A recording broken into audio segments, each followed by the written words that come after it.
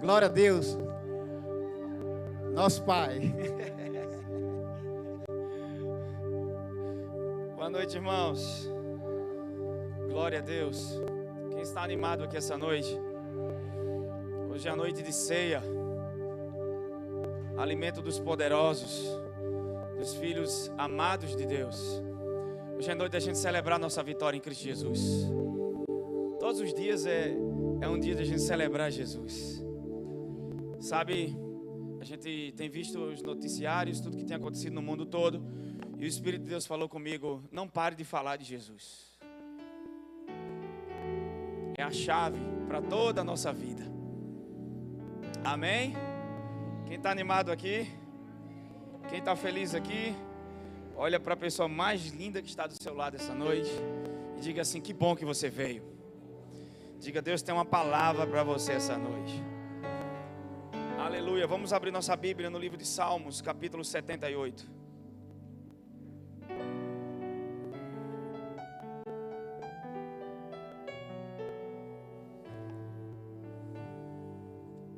Deus é bom, irmãos.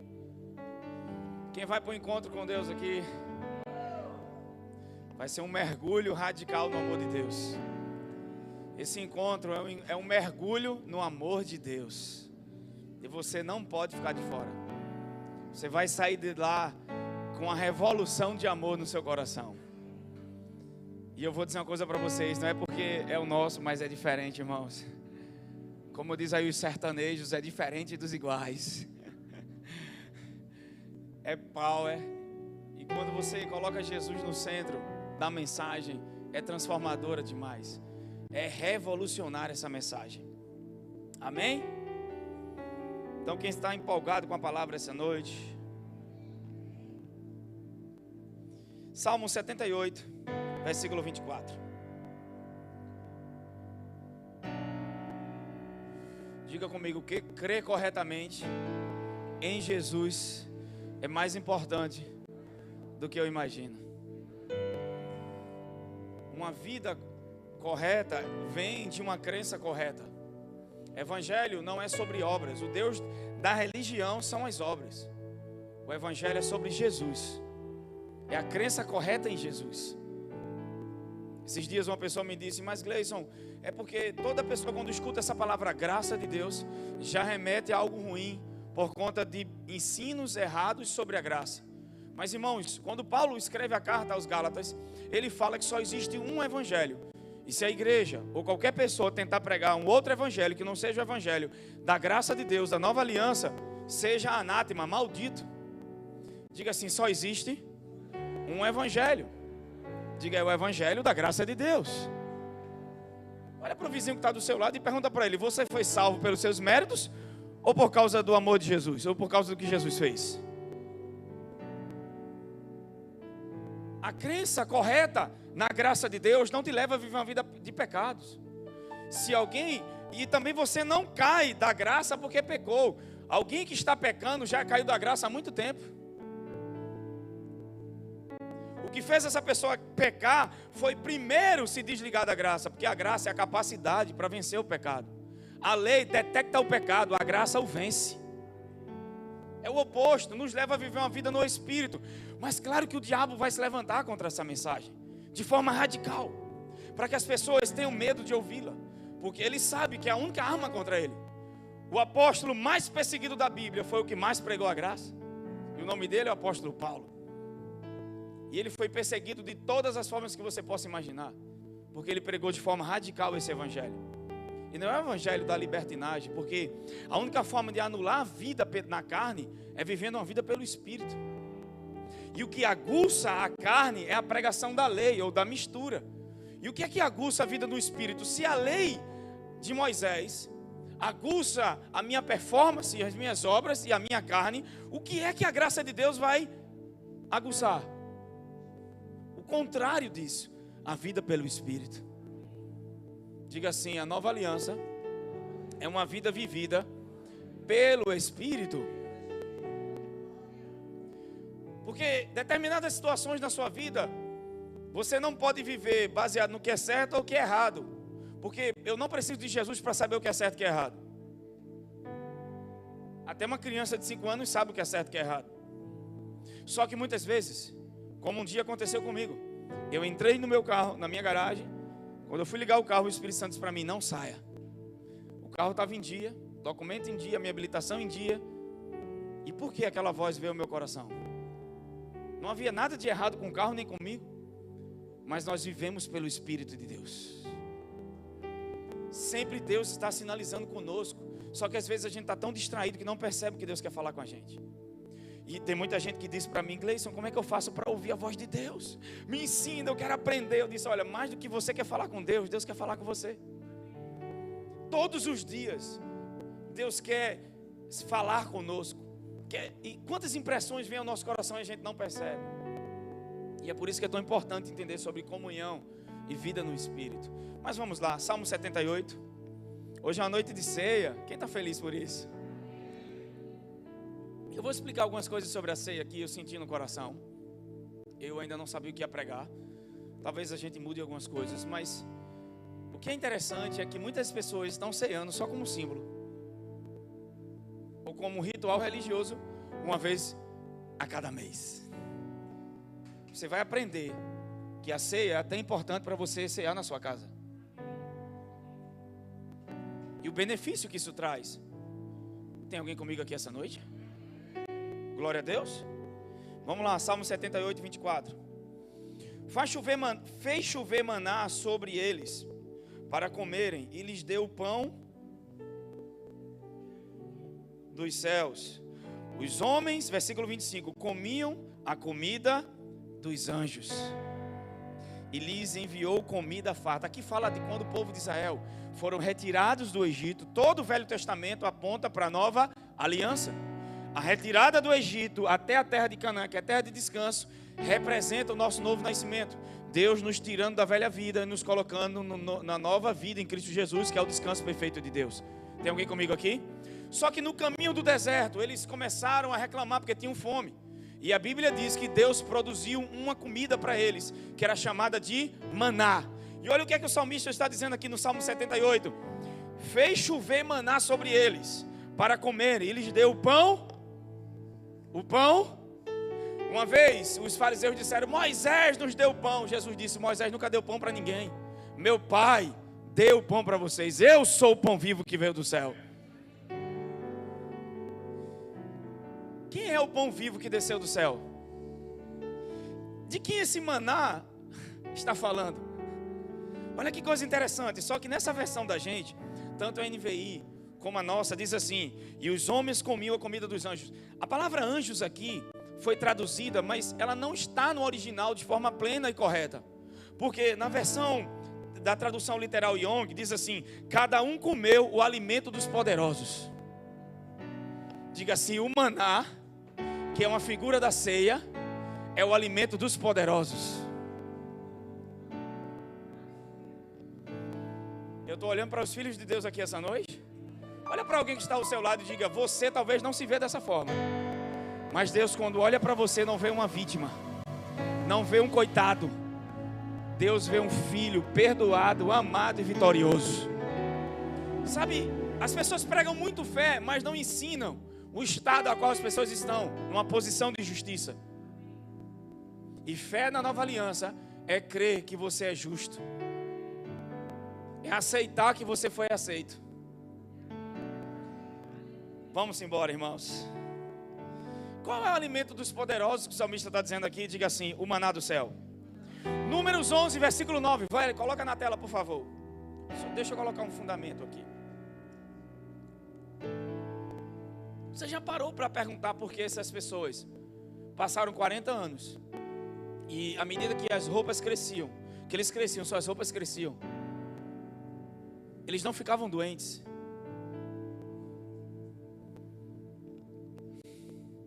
O maná caía sobre o acampamento durante toda a noite, como o orvalho. Era um alimento fresco, todos os dias, todas as noites. Deus tinha um alimento fresco para eles. E que alimento era esse? Diga assim: o maná. Alimento fresco. Vamos para João capítulo 6, versículo 51. Isso aqui já fala de algo para nós. Irmãos, para de tentar viver a vida presa ao passado e nem fica ligado ao futuro. Porque uma vida de descanso é uma vida que você aprende a viver todos os dias confiando em Deus. Sempre que você se prende ao passado, você vai ter sentimentos e pensamentos depressivos. Quando você fica preso ao futuro, você vai viver ansioso, acelerado o tempo todo. E uma palavra que veio ao meu coração esses dias é que Deus quer nos desacelerar por fora. Não, nos desacelerar por dentro. Por fora vai estar tudo acelerado, mas você vai estar bem por dentro. Quando Jesus chegou na casa de Marta, e Lázaro já estava morto há 4 dias, ela disse: se eu estivesse aqui, João capítulo 11, o meu irmão não teria morrido. O que é que ela estava ligada? Ao passado. Se você tivesse feito, se não tivesse passado por esse divórcio, se eu não tivesse me casado com tal pessoa, se eu não tivesse feito isso, deixa eu te dizer, quando você entender quem Deus é e quem você é em Cristo, os efeitos do o passado não vai ter mais efeito sobre a tua vida. Não importa o que aconteceu, já passou. E o que Deus tem para mim agora é o melhor. Uau! Pega no ombro de alguém nessa noite e diga assim: ei, irmão, o que Deus tem para você agora é o melhor. E ainda vou dizer mais: até as coisas do passado que não foram boas, Deus produziu algo bom para você. Quando eu assisti o filme do Flash, ele só teve poder, ele se tornou Flash porque a sua mãe morreu. E no filme ele tenta consertar aquilo, aí ele volta para o futuro, sem força, sem poder. Deixa eu te dizer, tudo cooperou para o teu bem. Tem alguém comigo aqui essa noite? Só que esse cooperar para o meu bem está ligado a algo, amém? Ao amor de Deus, crer e confiar no amor de Deus. Então não fica preso aí, se tivesse, se não tivesse, irmão, já passou. Uma coisa eu sei, porque Deus me ama, até isso vai cooperar para o meu bem. Porque Deus me ama, eu não entendo, mas Deus me ama, e nisso produziu alguma coisa em mim. Eu não seria quem eu sou se eu não tivesse passado o que eu passei. Mas não é o que eu passei, é quem passou comigo. Porque se José tivesse passado o que passou sem Deus, ele tinha sido destruído. Mas a sorte dele é que ele passou sabendo quem estava com ele. Pega no ombro de alguém, agora é profético. Pega no ombro de alguém e diga: não é sobre passar por algo. Diga: não é sobre passar por coisas. É entender quem está conosco enquanto passamos. Não é sobre fornalhas, nem cova de leões, mas é onde está o nosso coração, é onde está a nossa confiança.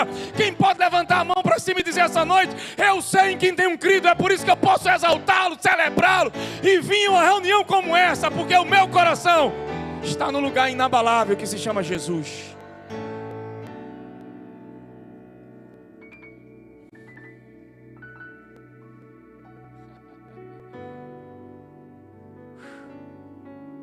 Uma presença de Deus nesse lugar muito forte. Aleluia, irmãos. Vocês estão preparados para essa noite? João capítulo 6, versículo 51 ao 53. Porque o pão, o maná que eles comiam no deserto, era o alimento dos poderosos. Era um pão que vinha dos céus. E Jesus é o pão vivo que veio do céu. Isso é uma representação de Jesus e da ceia também. Porque existe algo importante a gente entender sobre a ceia. É que quando você come agora a ceia, porque a ceia fala da nossa comunhão, amém? O maná aqui representa a sagrada comunhão da ceia do Senhor. Em toda a Bíblia a ceia está presente, desde o cordeiro que foi morto, em Êxodo capítulo 12, que é um símbolo de Jesus. Sempre o pão aponta para o corpo de Jesus. Quem está entendendo isso? Então eles comiam desse maná, e o salmista disse que era o alimento dos poderosos. Então essa noite a gente vai ceiar, não porque é um símbolo, mas porque a ceia é o alimento dos poderosos. Quem pode levantar a mão para cima e dizer: a ceia não é só a vitória na cruz, mas agora é o alimento dos poderosos. O maná não era só a comida dos anjos, era o alimento dos poderosos. E quando você comer a ceia, você vai entender quem você é em Cristo. Vamos lá, irmãos. João capítulo 6, versículo 51. Porque hoje você não só come a ceia, você está comendo a sua restauração. A restauração da sua saúde e das suas emoções. Eu sou o pão vivo que desceu do céu. Olha o que Jesus disse: eu sou o pão vivo que desceu. Se alguém comer desse pão, viverá para sempre.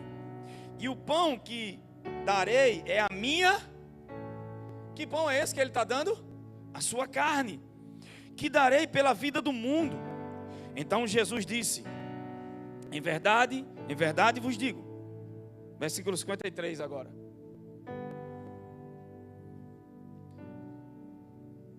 Em verdade vos digo: se não comerdes a carne do Filho do Homem e não beberdes o seu sangue, não tereis vida em vós. Muitas pessoas pegam esse texto levando acerca da salvação, mas Jesus não está falando da salvação, está falando da comunhão, da sagrada comunhão, que é a ceia, de comer o pão e participar do sangue, que é o vinho. E olha que coisa interessante, muitas pessoas usam isso para a crença em Jesus, para a sua fé em Jesus, para nascer de novo, mas o texto aqui não. Levítico capítulo 17, versículo 11.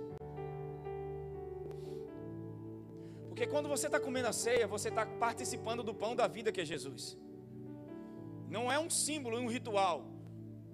Hoje eu vou falar de alguns testemunhos de pessoas que foram curadas ceiando.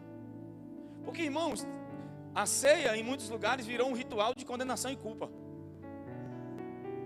Ou muitos comem a ceia por comer, porque tem que ceiar, e não sabe o poder que isso tem. Assim como era alimento o maná para eles, a ceia é alimento para nós. Nós temos várias formas de se alimentar espiritualmente. A palavra de Deus, amém? E a ceia também é um dos alimentos para nós. É por isso que o salmista falou sobre o alimento dos poderosos.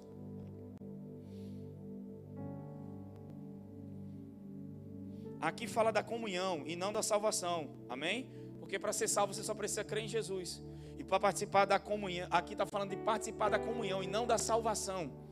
Olha só o que Levítico capítulo 17, 11 diz: pois a vida do corpo está no... A vida do corpo está no... Cada vez que você participa da comunhão, você recebe a vida de Jesus, porque a vida da carne está no sangue. A gente vai participar da carne e do sangue dele essa noite. Tem pessoas que, não sei qual tipo de doença que você chegou aqui ou está me ouvindo agora, mas ao comer hoje, crendo naquilo que vai acontecer, pessoas serão restauradas da saúde. Pessoas que estão sob pressão na alma, depressão, ansiedade, seja qual for o tipo de doença, Jesus já levou sobre aquela cruz. Aleluia. Quem está comigo? Atos capítulo 2, versículo 46. Por que a gente tem que comer a ceia? Porque como foi que se deu a queda? Como foi que se deu a queda? O homem teve que comer um tipo de alimento. A queda se dá ao homem desejar comer algo. E ele come e cai. O processo da restauração, Deus usa o mesmo processo. Primeiro ele teve que crer e depois comer. Agora nós cremos em Jesus, somos salvos e agora temos um alimento. Temos um alimento e esse alimento é muito precioso. Por quê? Presta atenção. Quando o homem caiu, houve maldições que vieram sobre a humanidade, sobre a terra. Só que em Cristo nós já fomos abençoados e curados. Quem está comigo? E essas consequências são totalmente restauradas quando você se alimenta. Por exemplo, mesmo sendo curado agora em Cristo Jesus, há momentos que o nosso corpo fica doente, sim ou não? E qual é o alimento que restaura isso?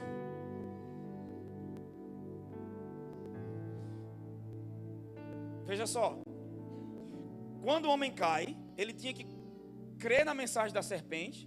Então ele desacreditou de Deus e acreditou na serpente. E teve que comer um tipo de alimento para poder cair. Nós agora cremos em Jesus, é por isso que é necessário fé. Porque o diabo enganou Adão e ele teve que ter fé na coisa errada. E nós temos fé na coisa certa. Efésios 2:8 diz que é pela graça, mediante a fé. Só que foi a noiva que deu o alimento a Adão. E quando ele comeu, se viu nu. Só que agora é o noivo que dá alimento à noiva. E quando você come da ceia, você não fica consciente da sua incapacidade, da sua nudez. Você fica consciente da nova realidade em Cristo Jesus. Porque na última ceia que Jesus participou, a Bíblia diz no Salmo 23, que também fala da ceia. Salmo 23, versículo 5 diz: prepara-me uma mesa na presença dos meus inimigos. Jesus estava com Judas, o traidor. Ele estava também com quem? Com seus 11 discípulos que iam lhe abandonar. E na presença do diabo. Porque sempre que a gente fala de mesa e de ceia, fala de compartilhar de uma comida e da presença de alguém. Sim ou não? Sim. Havia uma comida, uma mesa e havia comunhão da presença de pessoas. Só que o salmista diz que prepara-me uma mesa na presença dos meus adversários. Estava falando de Jesus antes de ir para a cruz. Quando ele senta com seus 12 discípulos, ali estava o traidor, que era Judas, Satanás e os 11 que iam lhe abandonar. Então ele come e vai para a cruz. Só que Jesus participa da ceia diferente da gente. Jesus desfruta da presença dos inimigos e ele come um alimento para agora ir para um lugar para levar a nossa realidade. Ele toma os nossos pecados, ele toma as nossas doenças, ele toma as nossas dores. Então ele sai da ceia para levar os nossos pecados. Nós não, nós ceamos desfrutando da presença dele e agora se alimentando de uma nova realidade que ele trouxe. Jesus ceia e vai para a cruz levar os nossos pecados. Nós ceamos e estamos conscientes que fomos perdoados, curados e amados. Então a ceia, ela fala de muita coisa. Também a ceia é como se fosse uma foto para o Pai. Imagina que você perdeu um ente querido e faz muito tempo que você não vê essa pessoa. Como você faz para lembrar dessa pessoa? Você vai para um álbum de fotografias, sim ou não? Um dia desse eu estava olhando na casa da minha mãe as fotos. Misericórdia, irmãos, a graça, Jesus foi muito bom conosco. E aí eu me lembrei da minha voinha. Quando eu olhei a foto, deu vontade de chorar, que saudade da minha avó. Quando minha mãe queria me bater, eu corria para a casa dela. Eu acho que está muito agudo aqui, está dando microfonia. Minha mãe, eu corria para a casa dela. E o que acontece, irmãos? Toda vez que a gente está ceando, é como se fosse uma foto para o Pai. É como se Jesus tivesse morrido agora para Deus. No momento da ceia, nós exaltamos a obra do Filho. E toda vez que você exalta a obra do Filho, você tem a atenção do Pai. Deus disse assim: aquele que recebe o Filho, eu receberei. Irmãos, não tem como Deus te receber sem você receber Jesus.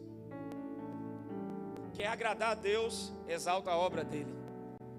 E não há nada mais que satisfaça o Pai em ver a gente exaltando a obra do Filho dele. Mas vamos lá. Atos capítulo 2, versículo 46.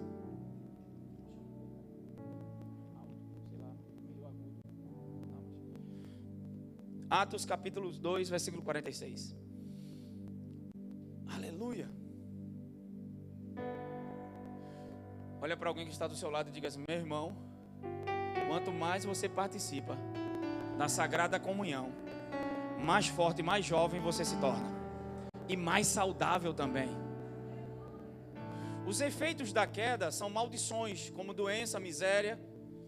E os efeitos da redenção é cura, paz, prosperidade. Amém? Só que nós temos um corpo que ele é mortal.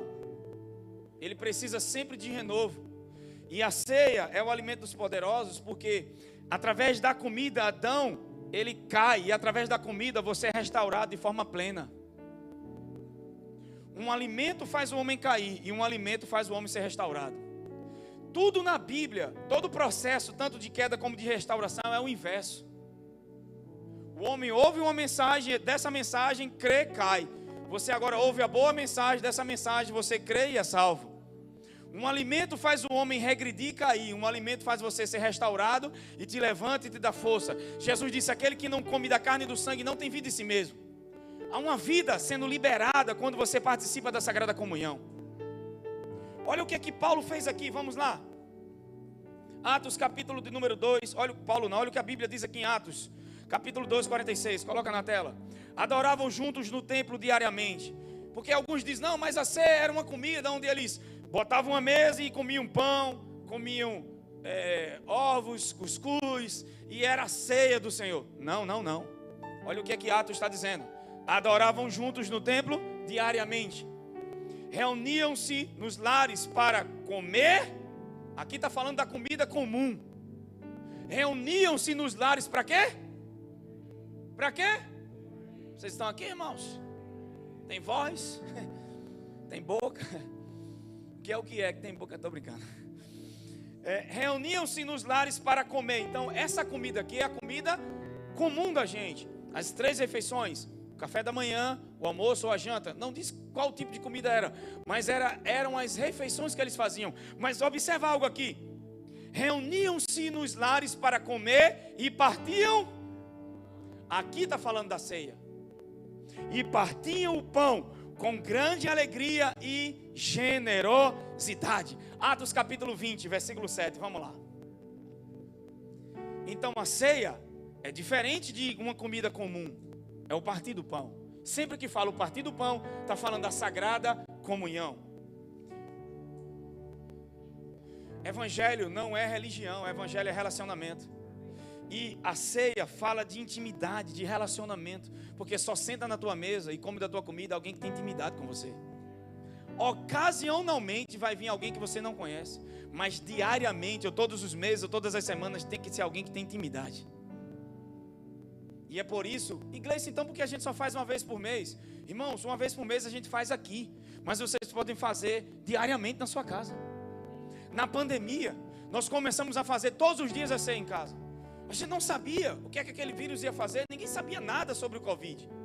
Chega 2020 e só eram notícias de caos. A gente recebia aqueles vídeos das pessoas com falta de ar e a gente começou a ver pessoas à nossa volta morrendo. E quem pode dar um glória a Deus por estar vivo aqui hoje? Quem pode levantar a mão para cima e dizer, eu estou vivo? Uma coisa é boa, que você não só está vivo, porque uma coisa é passar por algo como sobrevivente, outra coisa é passar como estudante. Tudo isso que aconteceu nos tornou mais fortes se você aprendeu algo nesse tempo. Amém? Muitas notícias não eram verdadeiras, mas a gente viu muitas pessoas à nossa volta morrendo. E eu me lembro que meu irmão mais velho, Frank, ele pegou Covid. E ele ficou muito mal. E na época Deus estava me dando, como eu estava em casa, a gente não tinha o que fazer, só tinha que ficar em casa. Foi um tempo muito bom, que a gente mergulhou muito em Deus, em comunhão, em oração, em leitura. E muitas mensagens Deus começou a me dar naquele tempo. Eu tive experiências com anjos, com tantas revelações de Jesus em casa.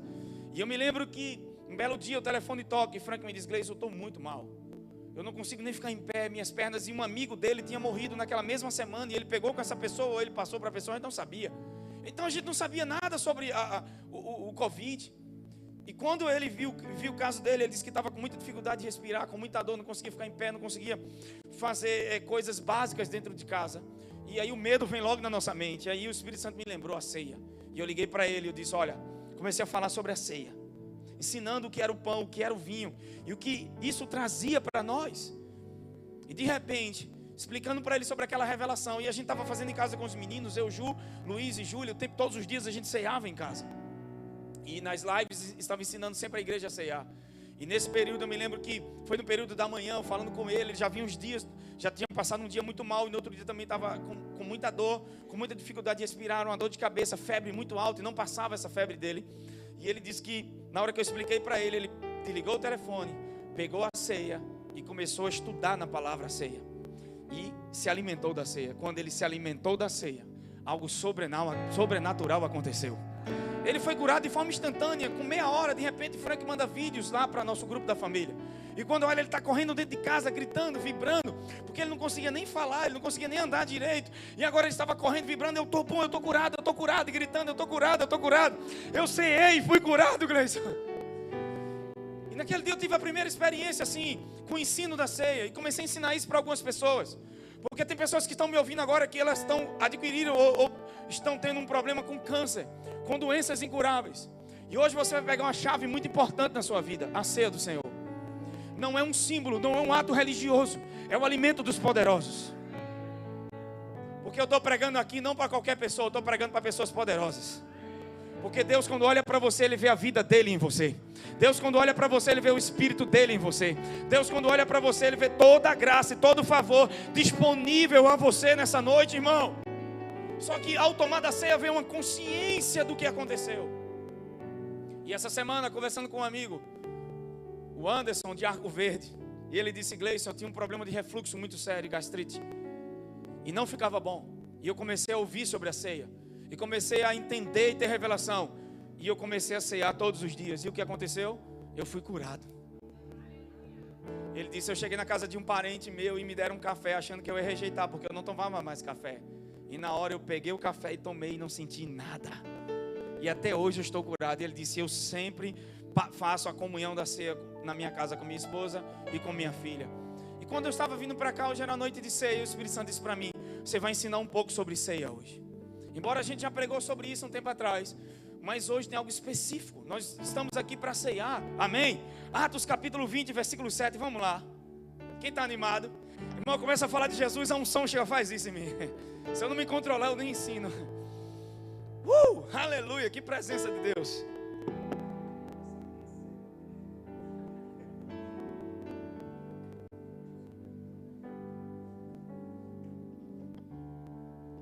O negócio vai esquentar aqui hoje. No primeiro dia da semana, nos reunimos com a finalidade de fazer o quê? Você viu que em Atos, partir o pão e comer é totalmente duas coisas distintas, diferentes. Sim ou não? Então, muitos pregam a ceia é uma comida, a gente faz um banquete em casa e bota peixe, bota um monte de coisa e a gente vai... Não tem nada a ver com isso. Fazer refeição e ter comunhão com pessoas é maravilhoso. Mas eu estou falando da sagrada comunhão. O pão representa o corpo de Jesus e o vinho representa o sangue de Jesus. Em toda a Bíblia, esses dois elementos vão estar o tempo todo sendo representados, trazendo uma mensagem, trazendo uma revelação. E nós precisamos pegar que revelação é essa. Amém? Olha que coisa interessante. No primeiro dia da semana, nos reunimos com os irmãos de lá. Paulo está falando aqui, irmãos, que ele estava em uma igreja, em um local, e eles se reuniram para fazer o quê? Tem alguém comigo aqui? Qual a finalidade dessa reunião? Qual a finalidade dessa reunião? Diga, partir o pão. Então, a igreja de Atos, a igreja primitiva, as cartas dos apóstolos, essa igreja que agora nasce depois da morte e ressurreição de Jesus, ela aprendeu algo sobre a ceia, aprendeu algo sobre a sagrada comunhão, e eles não abriram mão disso. Olha, nós nos reunimos no primeiro dia da semana com a finalidade de partir o pão.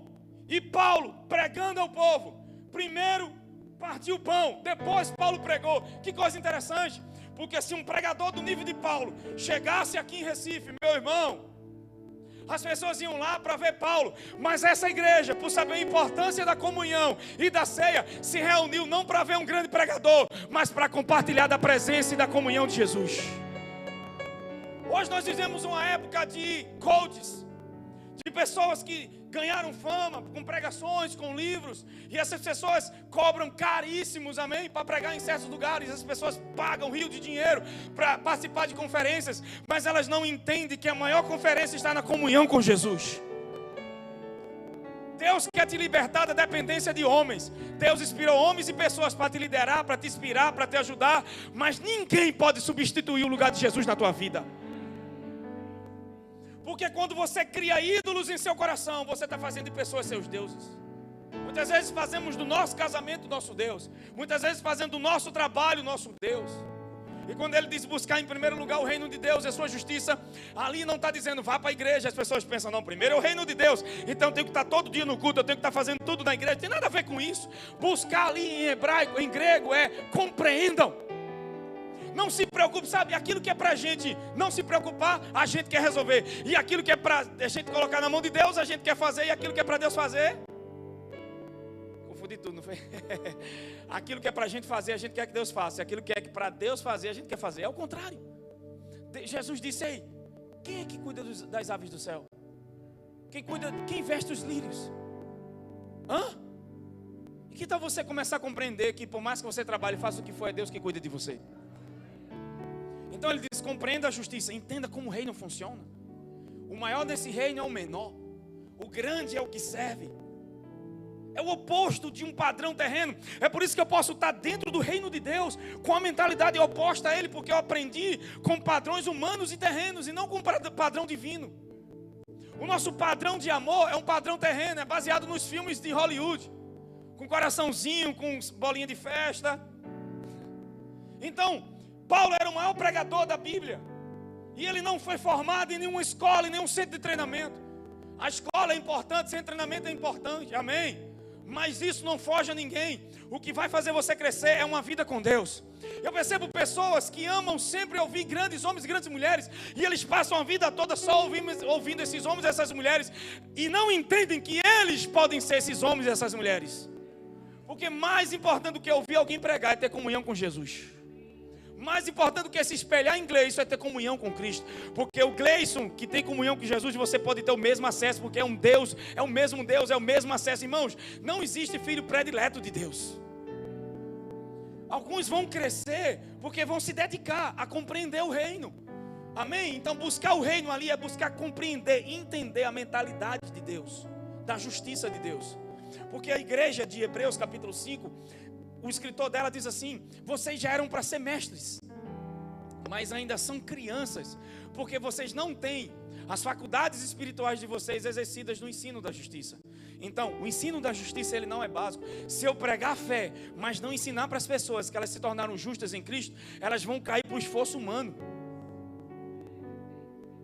Porque elas nunca vão se ver da forma que Deus as vê. Elas vão tentar trabalhar de algo de fora para dentro e não de dentro para fora. É a mesma coisa de você estar sentado na cadeira e eu pedir para você sentar de novo. Se esforçar para sentar onde você já está sentado. Caramba. É a vida da religião. Tentar produzir algo que Deus já produziu em Cristo. Só vai te cansar e te bloquear daquilo que já foi feito, ao invés de usufruir da posição, do descanso que Deus já te colocou. Isso é tão sério, porque esse cara é o maior pregador da nova aliança, mas as pessoas não vão lá para ver ele, vão por causa do pão, do partir do pão, da comunhão. Caramba. Eu não vou mentir, tendo o privilégio de ouvir Paulo, mas essa igreja não foi doutrinada a adorar homens. Ela foi ensinada a depender do governo do Espírito Santo. Não havia nem Bíblia, nem Atos. Não havia Novo Testamento, só havia o Velho. E como esses homens foram tão poderosos, tão cheios de Deus? Porque essa igreja foi confiada ao governo do Espírito Santo. O problema da igreja atual, que é uma igreja governada e manipulada por estratégias. Tem que ocupar as pessoas. Vamos botar culto domingo, segunda, terça, quarta, quinta. E quando não tiver culto, é célula. Irmãos, eu amo a célula. Eu amo cultuar. Mas deixa eu te dizer uma coisa. Deus quer que você tenha tempo para a sua família. Deus quer que você tenha tempo para o seu trabalho. Deus quer que você cresça profissionalmente. E uma vida com Deus não é dentro de quatro paredes. As pessoas não sabem viver lá fora. Porque o evangelho que eles aprenderam é culto e não uma vida de comunhão com o Espírito Santo e com Jesus. Porque quando vierem os rios e as chuvas, a minha vida tem que estar alicerçada nesse lugar e não em estruturas. Estruturas humanas sucumbem, mas estruturas que vêm do alto, não. A estrutura mudou, é entretenimento. A igreja competindo com a igreja lutando por nome de igreja. É o nosso nome. Vamos fazer, somos a graça crescer. Não, é a mensagem, é Cristo em nós, a esperança da glória. Porque quando Deus olha lá de cima, em Romanos diz que Ele não vê grego, romano, judeu, assembleano, batistano, presbiteriano. O que Deus vê é filhos. Mas Gleison, e se eu sair da sua igreja, você sempre vai ser aceito nela? Porque aqui não é um clube, aqui é uma embaixada dos céus. Nós não estamos aqui tomando partido, eu sou de Paulo, eu sou de Apolo, eu sou de Pedro, eu sou de fulano, não. Eu sou de Jesus, eu não sei vocês, mas a minha vida está baseada em Jesus Cristo. Até quando alguém sai de uma igreja, vira inimigo das pessoas. Deixam de falar com você. Porque quando você estava lá e só prospera se tiver aqui. Se o cara tiver uma empresa e se ele for um bom profissional, não, ele não prospera, não tem como prosperar. Irmão, deixa eu te dizer, a prosperidade vem de uma pessoa e não de um lugar. Se ele for daqui, não for daqui, é o dom que está nele, que está fazendo tudo isso. Agora, porque eu reconheço que vem de Deus a minha prosperidade, eu vou honrar a mensagem dele, eu vou abençoar a minha casa, a minha igreja, minha família, as pessoas. Quem está entendendo isso, irmãos? Se reuniam para partir o pão e não para ver um pregador. E o pregador não era qualquer um. Se você pegar o livro de Gálatas capítulo 1, Paulo vai dizer, eu, Paulo, defendendo o apostolado dele. Porque estavam questionando Paulo. Apóstolo de nenhum homem. Meu Deus. Que escola treinou Paulo? Nenhuma, só a do Espírito. Quantas teologias ele fez? Nenhuma, não tenho nada contra a teologia. Quem quiser fazer, faça. Mas você pode sair mais incrédulo do que entrou. Você precisa conhecer aquele que inspirou as Escrituras. Porque sabe o que é que Jesus disse com os fariseus? Vocês sabem muito do que não importa.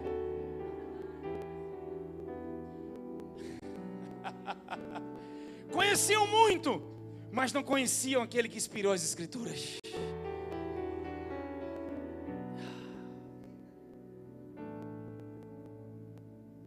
Atos capítulo 20, versículo 7. A gente começa, né, irmã, e vem um rio de... E aí você sai da igreja, o pastor fica inimigo de você. Não, deixa eu dizer, pode ser quem for, você é livre. Amém? Quando eu falo livre, não é para pecar, é livre para fazer suas escolhas sem manipulação. Cleison, eu não vou estar mais congregando com você, eu vou ser seu amigo do mesmo jeito, irmãos. A gente sente porque a gente gosta das pessoas, quer estar com elas, mas a gente não é dono delas. O verdadeiro líder sempre vai levar as pessoas para o verdadeiro pastor, que o nome dele é Jesus. Quem está comigo aqui essa noite, irmãos? E o que faz você crescer uma vida com Deus, o problema é que a gente procura o lugar por necessidade. Eu tenho carência afetiva, eu quero atenção, então vou procurar um pastor que me dá muita atenção. Absalão foi o cara que deu mais atenção ao povo de Israel, mas ele quase mata Davi e destrói todo o reinado. Se eu preciso ser curado com déficit de atenção, com carência de atenção, não se move por necessidade, se move por direção do Espírito. Se move por aquilo que Deus diz, que ainda que tudo pareça estar dando o contrário, vai dar certo, porque você tem uma palavra de Deus. A gente passou por tantas coisas, tantas coisas, tantas coisas, e a gente sempre quer que todo mundo mude a nossa volta, mas Deus não está interessado em mudar os outros à tua volta, está interessado em mudar você primeiro. Vamos lá, Atos 20, versículo 7. Não me empolga, irmão. Transformaram algo tão simples que é o Evangelho em algo tão complicado, por causa das regras, por causa de tantos para que isso. É simples. Jesus disse: só uma coisa é necessária. Só uma coisa é? Ele disse 10? 613? Só uma. Mas por que a gente não faz? Porque soa simples. Nós queremos algo muito complicado e confuso para não fazer nada. Confusão é diferente de profundidade. Uma pessoa me ouviu e ele disse: uau, vi você pregando na quarta-feira. Meu irmão, já fui para vários congressos, eu nunca vi uma palavra dessa nos congressos. Eu disse: o problema é que as igrejas fazem congresso para trazer uma palavra mais forte. Eu disse: quando você prega a graça, qualquer reunião é forte. Meu irmão, eu me lembro quando eu comecei a pregar a mensagem, eu disse: o que é que eu vou pregar, Senhor? Eu não sei pregar. E agora, quando eu comecei a ter a revelação, eu disse: uau, é um oceano. Às vezes eu digo para minha esposa: eu não sei nem o que eu vou pregar. É tanta coisa que tem sobre Jesus, porque toda a Bíblia é sobre Ele. O problema é depender de você para isso. Depende do Espírito Santo. Por mais que eu estude, eu não fico pensando: eu tenho que falar isso ou aquilo. Senhor, eu confio em você. Porque se Ele não lembrar, não adianta você nem tentar, não vai dar errado. Amém? Mas na sua incapacidade, a sua qualificação para o seu milagre, porque a área que você é fraco é onde Deus mais opera. Então é bom ser fraco, amém? Fraco no sentido de incapacidade, quem está entendendo isso? No primeiro dia da semana, nos reunimos com os irmãos de lá, para partir o pão. Olha como a ceia era importante para eles. Mesmo Paulo sendo esse pregador, que Gálatas capítulo 1 diz, que foi formado, que foi ao terceiro céu, recebeu o treinamento de Jesus em glória, não foi nem Jesus físico. E ainda tem aqueles que dizem: Paulo não foi um dos 12. Os 12 viram Jesus em carne. Paulo recebeu o treinamento de Jesus no estado de glória. Meu Deus, irmão, é muito forte o que esse cara viveu. E ele ainda disse: tem coisas que eu não posso nem falar, que são inefáveis. É muita profundidade. Mesmo esse cara sendo PhD nas coisas espirituais, sendo tão poderoso e tão forte, a igreja compreendia a ordem de cada coisa. E eles se reuniram para partir o pão e não para ouvir Paulo. Agora, porque estavam partindo o pão, houve pregação. Quem está comigo? E o que é interessante é que os irmãos de lá, para partir o pão, Paulo começou a falar ao povo. E como pretendia embarcar, no dia seguinte continuou até meia-noite. Olha as pregações como eram, versículo 8. Já pensou começar a pregar de manhã até meia-noite? É mensagem, meu velho. Eu não sei vocês, mas eu passaria o dia todo falando de Jesus. Eu tenho um amigo que a gente começa a compartilhar de Jesus, e a gente foi até 3 da manhã. Ele disse: Gleice, pelo amor de Deus, eu encontrei alguém apaixonado feito eu para falar de Deus. Eu disse: para falar de Deus a gente passa uma semana, um mês, um ano, a vida toda. A sala no andar superior onde estávamos reunidos era iluminada. um andar superior. Eles estavam no terceiro andar. Era um andar superior. E olha o que é que a Bíblia diz. Eram iluminadas por muitas lamparinas. Versículo 9. O discurso de Paulo se estendeu por horas. E um jovem chamado Eutico, que estava sentado no parapeito da janela, ficou muito sonolento. Por fim, eita, cadê Heraldo? Heraldo era da família de Heraldo, Eutico. Heraldo, ele tinha um problema, ele chegava, ele trabalhava a noite toda e dava curso. E ele sempre foi um guerreiro na igreja, né? E ele trabalhava como gestor numa empresa, como supervisor. E ele se acordava muito cedo, então nas reuniões ele dormia, a gente ficava brincando. Me tinha um vídeo dele dormindo e mandavam para mim. Então o discurso de Paulo se estendeu por horas. E um jovem chamado Eutico, que estava sentado no parapeito da janela, ficou muito sonolento. Por fim, adormeceu profundamente. Caiu de uma altura de 3 andares, então eles estavam no terceiro andar. Caiu de uma altura de 3 andares, versículo 10. Paulo desceu. Primeiro aqui tem algo muito importante. A geração atual é a geração que dormiu para a mensagem da graça, ela caiu. Todas as pessoas que dormiram para essa mensagem, eles caíram da graça. Tem muita gente que ainda não foi despertada para a graça de Deus, está sonolenta com relação à mensagem. E você perceba que onde eles estavam era o lugar mais alto.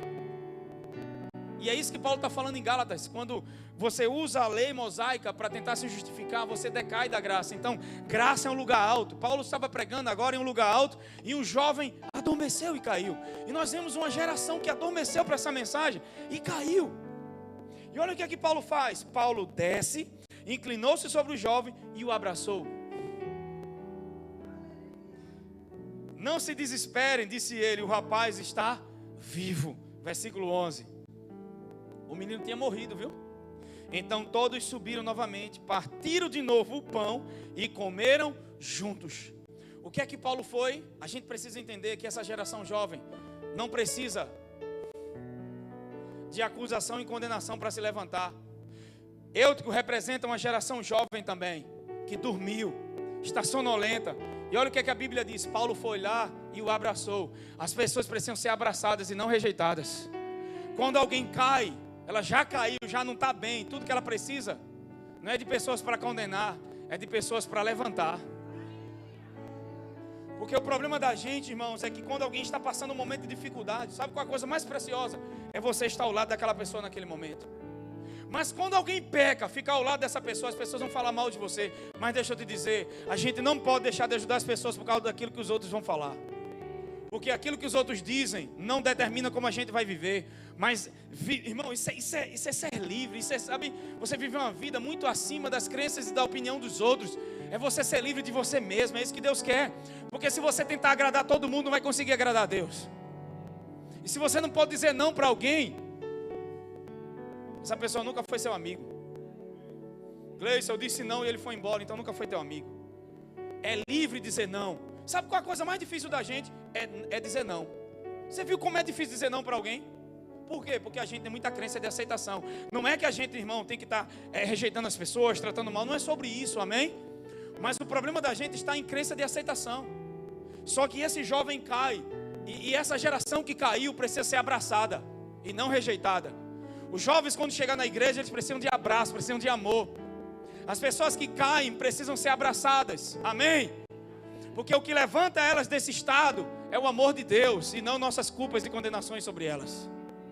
O mais fácil sempre é criticar o outro, ao invés de apoiar e levantar. Nós vivemos dias que hoje, quando alguém cai, um liga para o outro e diz, tu viste quem caiu? Ninguém, quando se levanta e se converte, alguém diz, tu viste quem aceitou? As pessoas celebram o que é ruim, não o que é bom. Mas esse pregador da nova aliança, mesmo sabendo que esse jovem cai, vai lá e ressuscita ele.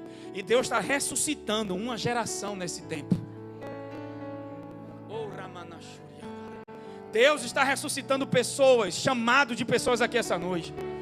Pessoas que estão dormindo para aquilo que Deus a chamou para fazer. Caíram do lugar que Deus tinha levantado eles para estar. Mas hoje é uma noite que Deus vai ressuscitar esse dom na tua vida. É uma noite que Ele te ativa, é uma noite que Ele te levanta. Ele vai tirar você desse sono, porque existe algo muito precioso que Ele colocou em você. E acima de tudo, Ele quer mostrar para você o quanto Ele te ama e o quanto Ele quer o seu bem. Gleison, mas Jesus, Ele veio para... Uma pessoa disse para mim, um dia desse, mas Gleison, eu estava falando sobre Jesus, e uma pessoa disse, esse negócio dessa graça, Jesus é suficiente, então a pessoa faz um monte de coisa errada, e vai lá e Jesus abençoa. Eu fiz outra pergunta, então a pessoa faz um monte de coisa certa, e não aceita Jesus, e vai para onde? Então não é sobre coisa errada e coisa certa, é sobre crer em Jesus. Só que quando você crê em Jesus, você não vive fazendo coisa errada, porque a crença certa em Jesus te coloca em uma vida correta. Tem alguém comigo aqui essa noite, irmãos? Mateus 9:13, vai, por favor. A gente entra em umas coisas aqui da ceia, irmão, que vocês vão ficar perplexos. Diga, a ceia é a linguagem do amor de Deus. Você sabia que quando você participa da comunhão, Deus se sente amado por você? Você sabia disso? Vou dar um exemplo. Imagina uma esposa que não gosta de flores e no aniversário dela você leva um buquê. Como é que ela se sente? Mas se você sabe que ela não gosta de flores, mas gosta de um belo jantar, aí no aniversário dela você promove aquele jantar e leva ela, como ela vai ficar? Como é que ela vai ficar? Quando você está ceando, é como alguém que pegou um buquê de flores para Deus, aquilo que Ele ama. O que Deus mais ama é você exaltar a obra consumada de Jesus. Porque se minha esposa não gosta de flores e eu dou um buquê para ela, não vai surtir efeito, ela nem se empolga. Mas ela adora sapato. Qual a mulher que não gosta, né? Ela adora bolsas. Ela adora viajar. Quem quiser semear nela aí uma viagem para a Europa e me botar junto.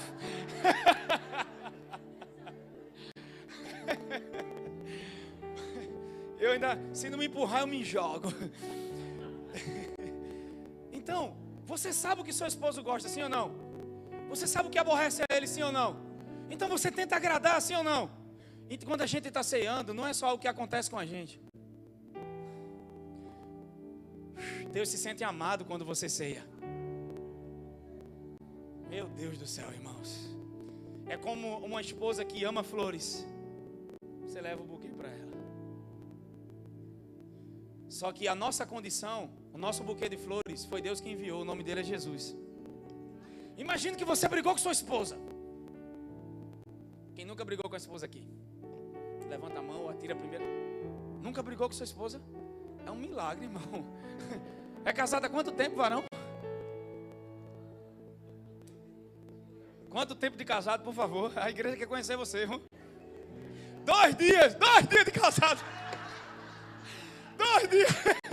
Irmão, 2 dias de casado.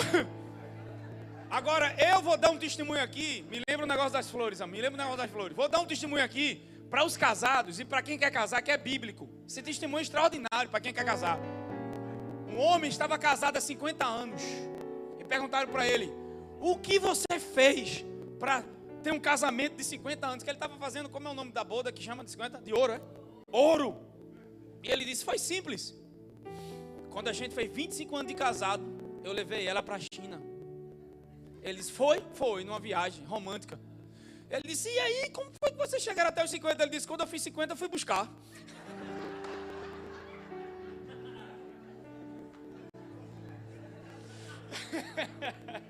Ei, essa merece um aplauso de Jesus, merece, irmão. Essa foi boa. Aí o cara lá atrás, casado há 2 dias, eu nunca briguei, 2 dias casado. Miserável. A minha esposa achou uns negócios de perguntas e respostas dia desse. E tinha uma pessoa dizendo: minha vida é aperrear você. Eu digo: é você, meu amor. A figurinha que ela mandou pra mim: eu nasci para aperrear você. Eu digo: oh, meu Deus. Mateus, diga assim: a ceia é a linguagem do amor de Deus.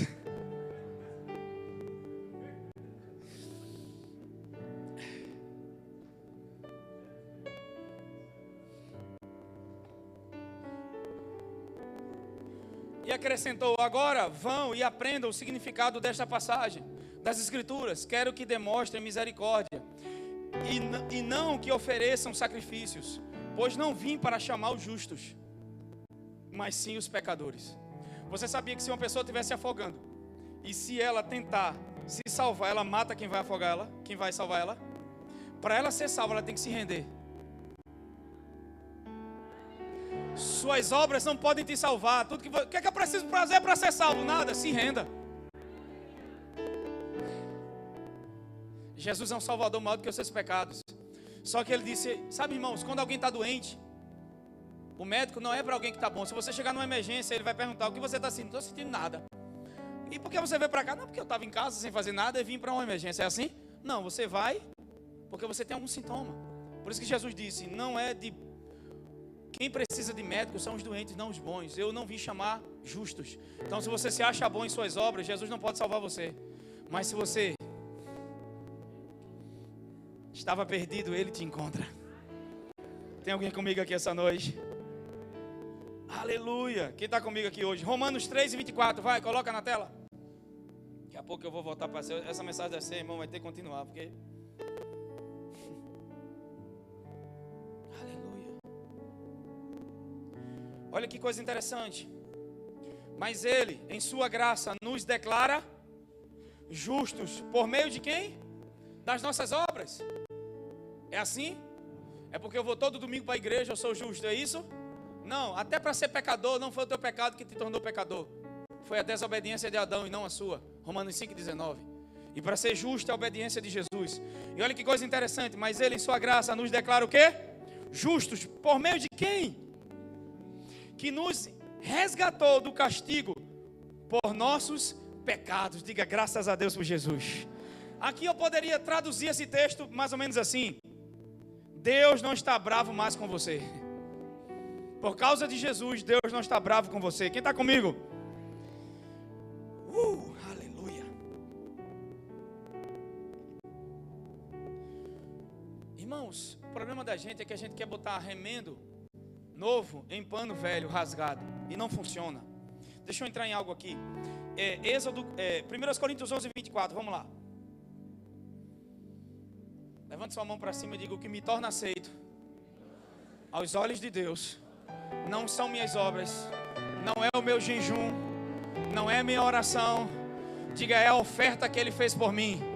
Diga, Jesus é a minha condição aceitável diante do Pai. Diga, Deus não está bravo comigo. Ei, ainda que você pisou na bola, falhou e errou, Deus não está bravo com você. O convite de Deus para você essa noite é: venha para a festa, se aproximem, venha ter relacionamento e comunhão comigo. É tudo que Deus quer. Tem alguém sendo curado aqui essa noite? Oh, aleluia.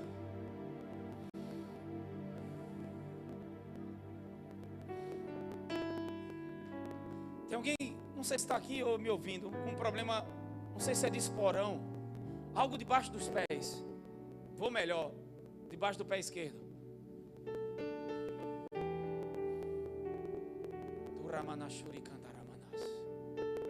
Há uma unção de cura aqui, a palavra de conhecimento veio agora.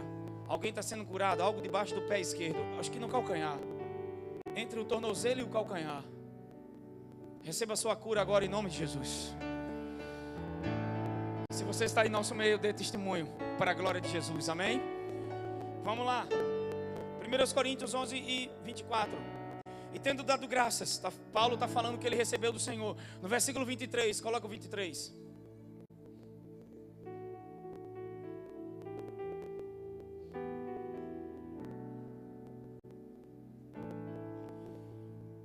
Diga assim: a ceia é uma linguagem do amor de Deus. Diga, Ele se sente amado quando chegamos à sua mesa e recebemos da sua comunhão. Porque eu recebi, aqui fala eu transmiti, em outra tradução diz: eu recebi do Senhor, que também vos entreguei. Que o Senhor Jesus, na noite que foi traído, tomou o pão, versículo 24. E tendo dado graças, partiu e disse: tomai, comei, este é o meu corpo, que é partido para vocês, ou por causa de vocês. O benefício do partir o corpo dele é para ele ou para nós? Se você não entender a revelação da ceia, isso que foi feito através do partir do corpo, que é o seu sacrifício na cruz, não vai surtir efeito, porque não é para Jesus, é para nós esse partir. É em favor de vocês. E Paulo disse: eu peguei a revelação, eu recebi também do Senhor esse ensinamento, e não fiquei só em mim, mas eu estou compartilhando com vocês, porque eles estavam ceando, mas de uma maneira indigna. Eles não eram indignos. A maneira que ceavam era indigna. Comiam por comer, comiam por tradição, comiam por fome, mas não comiam por revelação. Se você pegar o contexto de 1 Coríntios, você vai ver Paulo corrigindo essa igreja. Não porque eles eram indignos, mas a maneira que comia era indigna. A forma como eles estavam comendo é que era errada. Comiam por fome e não por revelação, e não por entendimento. E aí Paulo começa a levar o entendimento deles para a revelação da ceia. Eu recebi do Senhor o que eu dei a vocês. Na noite que foi traído, ele tomou o pão e disse: este é o meu corpo que é dado, que é partido para vocês, em favor de vocês.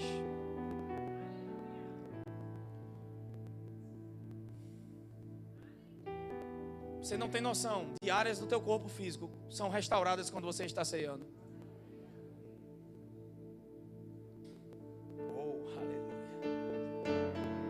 E agradeceu a Deus, versículo 25, semelhantemente depois de cear, tomou o cálice dizendo: este é o cálice da nova aliança do meu sangue, façam isso em memória de mim. Aleluia. A linguagem do amor de Deus é a sagrada comunhão, porque sempre que comemos o pão e bebemos do cálice, estamos lembrando dele, estamos conscientes do Senhor. A sagrada comunhão não é um mandamento, não é uma lei, nem algo que devemos fazer por obrigação. É um momento íntimo para lembrar do Senhor e receber novamente seu amor. A gente não faz isso aqui como mandamento, como uma obrigação religiosa, mas é um momento de intimidade, de relacionamento com Ele, recebendo do seu amor. Quem está comigo aqui hoje? Aleluia. Êxodo capítulo 16, versículo 15, rapidinho, vai lá. Porque a minha pergunta hoje é: você está comendo os alimentos certos? Você é o que você come. Isso fala espiritualmente, emocionalmente e fisicamente. Você é o que come. Isso é muito sério. Vê que coisa séria. Êxodo capítulo 16, 15. Olha para um vizinho que está do seu lado aí, pergunta para ele: você está comendo os alimentos certos? Olha quando Deus fala da primeira vez do maná. Quando Deus deu pela primeira vez o maná aos filhos de Israel, eles viram o maná e disseram: maná, o que é isso? Eles não sabiam que este era o alimento dos poderosos. Quando viram maná, disseram: maná, o que é isso? Eles não sabiam que era o alimento dos poderosos. Depois de 40 anos no deserto, os filhos de Israel se acostumaram com o maná. Números capítulo 11, versículos 5 e 6, rapidinho. Às vezes nós nos acostumamos com as bênçãos de Deus e não valorizamos isso. Hoje eu vi um vídeo de um cara falando sobre que os cientistas descobriram que quando alguém está reclamando, algo é ativado no cérebro e a pessoa se torna burra. Quanto mais reclama, mais burro fica, porque ele não se concentra no que deve fazer para solucionar o problema. A mente trava, porque o córtex central do cérebro é ativado e a pessoa não consegue desenvolver. Aí o Espírito Santo disse para mim: se a reclamação faz isso, o que a gratidão faz? Quando você começa a agradecer a Deus: Pai, obrigado. Eu estou trabalhando tanto, graças a Deus você tem um trabalho. Deus está usando isso para prover tua casa e tua família. Quando está desempregado, tanto tempo desempregado, começa a reclamar, irmãos. Está igual os fariseus. Números 11, versículo 5, lembrando-nos dos peixes. Olha, que saudade, esse texto aqui é melhor. Que saudade dos peixes que comiam de graça no Egito. Quando comeram peixe livremente ou de graça? Se eles eram presos, viviam num trabalho árduo no Egito. Aqui está falando dos filhos de Israel, no deserto, murmurando por causa do maná, reclamando por causa do maná, porque era, sabe, esse maná lá no Egito era melhor. Que saudade de comer peixe. Nunca comeram peixe no Egito. Eu não sei porque tem pessoas que ficam lembrando da coisa ruim que passou, e sabe, até do que é ruim tem gente que se apega. Ao invés de dizer: uau, eu vivi um relacionamento abusivo, aquela pessoa quase acaba comigo, mas não, ainda fica melancólico. Não, pelo amor de Deus, dai graças a Deus por estar onde você está agora, meu irmão. Que saudade dos peixes que comíamos de graça no Egito. Também tínhamos pepinos, melões, alhos poró, cebolhas e alhos à vontade. Eles nunca comeram peixe livremente, porque eram escravos. Eles se esqueceram de como Deus os libertou das dificuldades, que viviam como escravos, e agora começam a murmurar. Lembraram-se apenas dos bons tempos, mas não lembraram de tudo que Deus fez. da dor que sentiram, eram presos, aprisionados, e oravam, choravam para Deus os libertar, e Deus liberta, e está levando para uma terra que manda leite e mel, e no deserto, no meio do caminho, irmão, eles murmuram do maná, tanta coisa para eles murmurar, mas murmuram do maná, mas o maná aponta para quem? Quem é o pão vivo? Esse pão era vivo, que descia do céu, é uma figura da ceia, uma figura de Cristo. Olha que coisa interessante, porque a gente deixa que as bênçãos de Deus fiquem tão familiar que a gente perde a gratidão. Às vezes, irmão, você nunca tem a vida que merece, você tem a vida que você crê. Ninguém vive o que merece, vive o que crê. Porque ninguém vive acima das suas crenças. O que você está vivendo e está desfrutando hoje foi aquilo que você acreditou. Mas a gente quer culpar A e B por aquilo que a gente está passando, e não é. O mundo é decaído, no mundo tereis aflições, mas Jesus disse em João 16:33, no mundo tereis aflições, mas tende bom ânimo, eu venci o mundo. E aí depois ele diz, vocês vencerão. É assim? É assim? Diga não. Jesus nunca disse vocês vencerão, porque nós não precisamos nem lutar e nem vencer. A vitória dele é a nossa vitória. Já pensou? Popó entra no ringue, luta, vence, chega em casa, dá o cinturão e os milhões que ganhou a esposa. O que a esposa fez? Só que o que Jesus fez foi muito mais que isso. Ele que venceu e o cinturão deu a gente. A recompensa veio para nós. Ô irmão, quem pode se alegrar com isso? Toque em alguém que está do seu lado e diga, ei, vamos começar a ser mais grato. Diga assim, quando você reclama, você estaciona. Diga, quando você reclama, até burro fica. Diga, mas quando você agradece, ações de graça, irmãos, tem a ver com a graça de Deus. Sabe, a amargura e o ressentimento não tem espaço num coração grato. Um coração que é grato não tem acúmulo de aborrecimentos. Isso melhora teu bem-estar, melhora a tua saúde, melhora teu relacionamento, melhora tudo. E a pior coisa do mundo é estar perto de alguém de cara feia, chata o tempo todo. Porque todo mundo tem seu momento, tá? Nos nossos momentos a gente quer se morder. Quem está perto vai ser mordido também. É ou não é? Mas tem gente que vive esse momento o tempo todo. E aí você, quando vê de longe, faz, eu vou por aqui. É ou não é? Imagina se você enxerga Deus dessa maneira, como alguém irado, chateado, querendo te pegar. Você não quer orar. O problema com relação à comunhão com Deus é a imagem errada que você aprendeu sobre Deus. Deus ama você.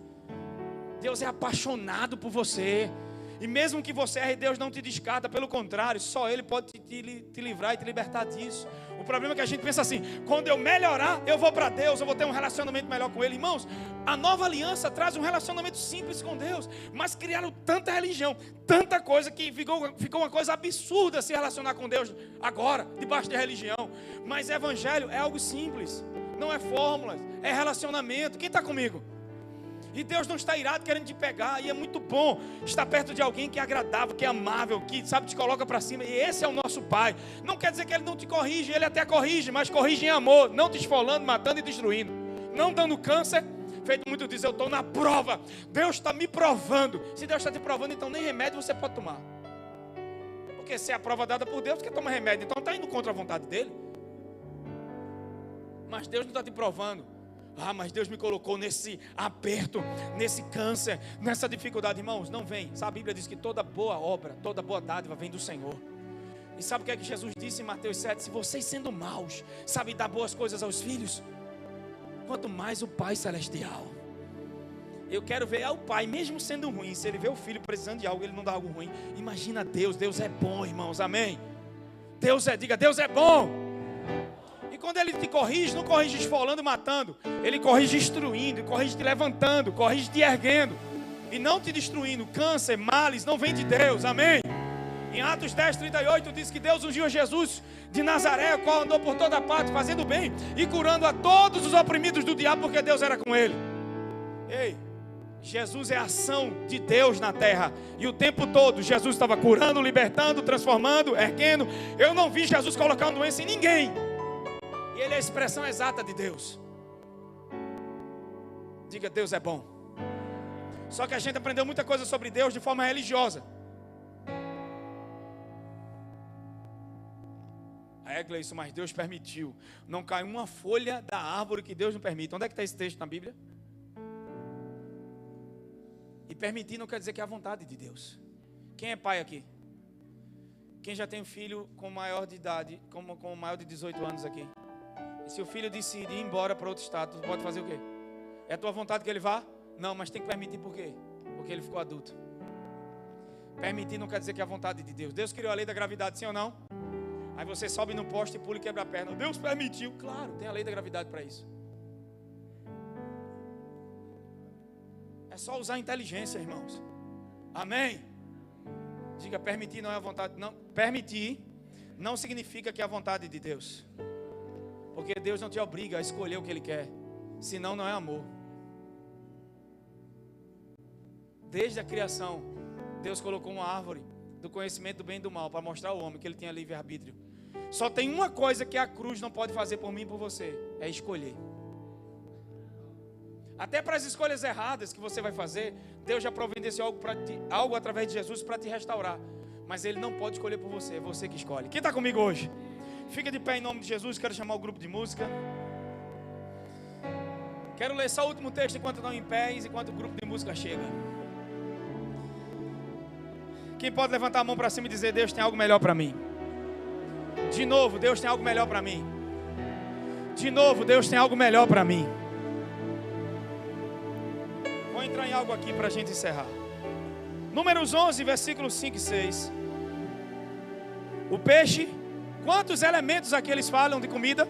Diga: peixe, pepinos, melões, alho poró, cebolas e alho. 6 é o número do homem. Todos esses elementos, peixe, pepino, melões, alho poró, cebola e alho, ao todo, dão 6 tipos diferentes de alimentos listados aqui. Quem está comigo? Diga: 6 é o número do homem. Esses alimentos representam o que o mundo tem a oferecer. Por exemplo, notícias negativas, desgraça e tristeza. Essa representação desses 6 alimentos representam o que o mundo tem a oferecer. As más notícias. Irmãos, as mídias estão distorcendo o tempo todo. E se você for ouvir o que o mundo está dizendo, você vai cair da fé. Tem pessoas que estão agora em pânico, em pavor por causa das notícias. Não é que a gente tem que pegar a nossa cabeça e esconder debaixo da areia, mas é ser seletivo com aquilo que você se alimenta. Irmãos, a gente passa tempo demais navegando na internet, vendo tantas coisas. A gente poderia estar lendo um livro, lendo a Bíblia, aprendendo a cozinhar. Minha esposa aprendeu a cozinhar na pandemia. Eu transformei ela, irmão. Casei com ela, fazia comida para ela. Vê que negócio. Aí eu plantei. Aí depois eu disse: agora vai vir a colheita. E quem chega na minha casa fica impressionado com o que ela cozinha. E eu disse: louvado seja eu. E aí na pandemia o que ela está fazendo? Não tinha nada para fazer. Ou ela namorava, ou ela cantava. E ela olhou para mim e disse: vou aprender a cozinhar. E começou. Hoje ela olhou e disse: como é fácil aquilo. E você vai desenvolvendo, praticando. Só que o problema é que ao invés de se alimentar do alimento certo, olha do que eles lembraram: do pepino, do melão, do alho poró, da cebola do Egito e do alho do Egito, irmão. E peixes que eles nunca comeram livremente. Diziam assim: comíamos livremente. Como? Que eles eram escravos. Isso é muito sério aqui. E o que é interessante é que esses 6 alimentos representam o número do homem, representam o que o mundo pode oferecer para nós. Mas tem um alimento que é vivo e veio do céu. E quanto mais revelação de Jesus, mais graça e mais paz. Você não pode viver paz sem entender a graça de Deus. Você não desfruta da paz sem revelação de Jesus. Porque Pedro está dizendo em 2 de Pedro 1:3, graça e paz são multiplicados no pleno conhecimento de Jesus, não é epignosis. Uau! É por isso que eu estou doido para começar a escola. Infelizmente esse ano não dá mais por causa do tempo. Conversei com as pessoas que estão comigo na frente da escola e a gente está preparando todo o material para o ano que vem. Estou debaixo de uma presença do Espírito Santo tão forte. Segura aí.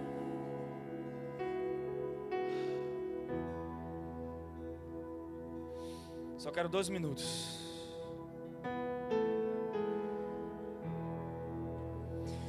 E outro ponto que Deus falou comigo: pepino, melão, cebola alho poró, são alimentos que exigem um trabalho árduo para serem colhidos, porque estão no solo ou perto do solo.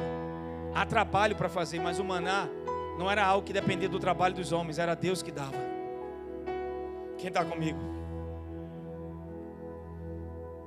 Só que os filhos de Israel ansiavam por esses alimentos e não pela ceia, não pelo maná. Irmãos, o desejo de Adão por algo que não era vontade de Deus levou ele a cair. Muitas vezes nossos anseios e desejos estão em coisas que não são a vontade de Deus para nós. Não é aquilo que vai trazer cura, não é aquilo que vai te fortalecer. E é por isso que a ceia é tão importante, que é um alimento que nos fortalece, que nos cura, que nos restaura. E é o alimento dos poderosos. Mas Gleice, você não tem noção, eu sou fraquinho, eu sou João fraquinho. Eu sou fraco, eu sou isso, eu sou isso, eu sou isso. Deixa eu te dizer, aos seus olhos você é isso, mas aos olhos de Deus você é a justiça de Deus. Aos olhos de Deus você é alguém que foi perdoado. Aos olhos de Deus o sangue dele está sobre a tua vida. Aos olhos de Deus o próprio Deus habita em você agora. Aos olhos de Deus ele já te deu fé, ele já te deu uma vida vitoriosa. E ele não te vê como um coitado. Então ele quer mudar a tua ótica nessa noite. E eu creio que ao comer da ceia, diferente da ceia de Jesus, que ele come para levar as nossas doenças, dores, dificuldades, come para levar a nossa realidade. Nós comemos para estar consciente da realidade que ele nos trouxe, da realidade dele em nossas vidas. Quem está comigo?